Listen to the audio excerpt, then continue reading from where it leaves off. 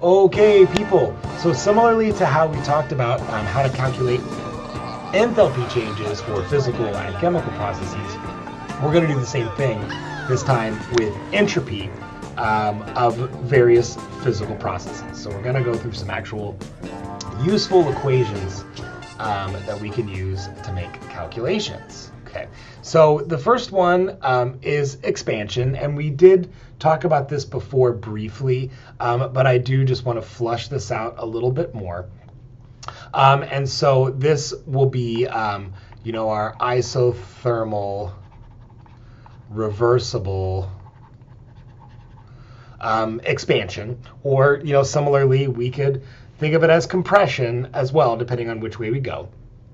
So we remember the definition of entropy, delta S equals dq reversible over T integrated from some initial to some final. And we remember in the isothermal reversible expansion, reversible work equals the negative reversible heat, right? Because delta U equals 0 for isothermal processes. So we developed an equation from that. If you recall, our reversible work, right, was negative integral P dV. And when we integrated that from V initial to V final, that's where we got the following. Work reversible was negative nRT natural log of VF over VI. So of course that means Q reversible is positive nRT natural log VF VI. And now because we've integrated that already, and noting that we're not integrating this with respect to T, we can now just simply say delta S is Q reversible over T, which just means, of course, it's in R natural log of VF over VI. And so as we can see from the graph, as volume increases, so too does entropy. And that makes good sense when we're thinking about this from our microstates point of view. As a gas expands out into a higher volume, it's going to have a larger number of microstates, thus its entropy should increase. And of course, similarly, as volume decreases, we would expect the number of microstates to decrease. So the entropy decreases as well. Okay, so how about entropy of phase transitions? Well, we can replace that Q with a delta H occurring at constant pressure, right?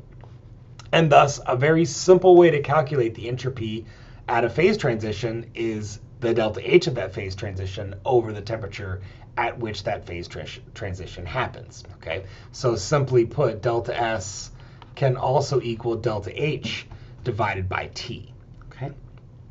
So now if we look here at what's going on with our entropy versus temperature, we can see, for example, in the solid state, there's an overall increase in entropy of the solid as temperature increases, once again due to an increasing number of microstates.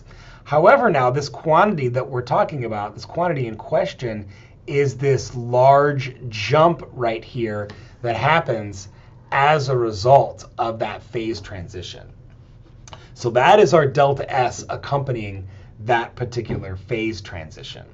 And what I also really like about this equation and these signs, we get a good predictive way of knowing what is an exothermic phase transition and what's an endothermic phase transition. So for example, if I think about a solid going to a liquid, okay, that we have right here, right? So we could call that melting, or sometimes we call that fusion. So we'll just put both of those terms on there. So in this process going from the solid to the liquid, we should expect an increase in entropy, right? The solid is going to have less microstates than the liquid. The liquid is going to be chaotic and can occupy a whole different number of positions that the solid cannot occupy. So we should expect an increase in entropy in that process. And correspondingly with this equation, that means that delta H should also be positive, right? If delta S is a positive on this side, delta H has to be positive on that side. And from our common everyday experience, we know that in order to melt a solid, we have to put heat in. So this all makes great sense, okay? So now, moving on, if we think about how we consider now entropy changes across the whole gamut of phases. So just like we saw in that diagram, right? Where we can see our entropy for our solid phase, for example, will increase with increasing temperature. We get to where we need to do a phase transition, and that happens, and we have a sharp and abrupt increase in the entropy. Our liquid entropy increases just slightly with increases in temperature. And then once again, we get that sharp jump right there. And then, of course, our gas will increase in entropy with increasing temperature. Okay. So now you'll also notice that I've got this other quantity plotted right here in this graph, Cp over T. So what is that all about? Well, if we recall here, let's go through some of our equations. Delta S equals dq reversible over T integrated from some initial to some final state. And now if we think about our heat delivered at constant pressure, right, because we're talking about Cp right there, that is equal to delta H, which is equal to Cp times delta T. So what that means now is when we're substituting these results in, we can see another way of writing delta S is the following, integrated from initial to final, and that's going to be Cp dt over T, right? So I wrote that as delta H equals Cp delta T, right? But that could also be dH equals Cp dt. So as we can see right there, Cp over T is another way that we could determine entropy through measured quantities. And we could see a similar thing going on here, where Cp over T increases and shows this interesting little shoulder right here.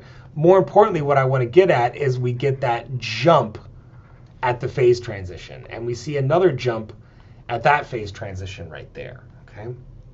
So how do we put together that total equation? Well, we need a lot of space to do this. So let's go for it. And remembering, of course, that delta S is going to be my S of T final minus my S of T initial. And so we're going to put this whole thing together as if we were trying to calculate entropy starting from 0 Kelvin all the way through to room temperature, right? So we'll start by writing S T final equals S T initial. So all I did here was, as I'm starting with delta S, I just added ST initial over to the other side, okay? And then now we are going to have to integrate this from the start. So we'll say, let's integrate it from 0, right? And we're going to integrate it up to the point where there's a phase transition. So that first phase transition will be the melting point. And so now that will be Cp, and we'll make the Cpm of the solid phase, and that's dt over T, okay? And now as soon as we get to that melting point, a phase transition happens, and heat must be supplied to fuel that transformation.